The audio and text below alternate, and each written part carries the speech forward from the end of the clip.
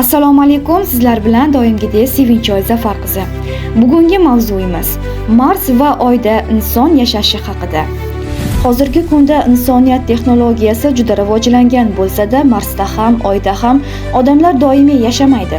Bu sayyoralar va osmon jismlarida hozircha faqat ilmiy tadqiqotlar olib borilmoqda. Mars sayyorasida hozir inson yo'q.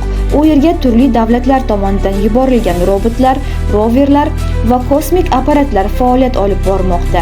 Ular Marsning iqlimi, tuprog'i va suv izlarini o'rganmoqda. Olimlar kelajakda insonni Marsga yuborishni rejalashtirmoqda, ammo juda murakkab va xavfli jarayon bo'lgani sababli hozircha amalga oshirilmagan. Oyda esa insonlar ilgari bo'lgan. 1969-1972 yillarda AQShning Apollo dasturi doirasida kosmonavtlar Oyga qo'nishgan. Biroq bu tashriflar qisqa muddatli bo'lgan va Oyda doimiy yashash yo'lga qo'yilmagan. Hozirda Oyda ham faqat avtomatik qurilmalar ishlamoqda. Kelajakda insoniyat Oyda ilmiy baza, keyinchalik esa Marsda yashash imkoniyatlarini yaratishni maqsad qilgan. Bu loyihalar hali reja bosqichida. Xulosa qilib aytganda, hozirgi vaqtda inson faqat Yer sayyorasida yashaydi.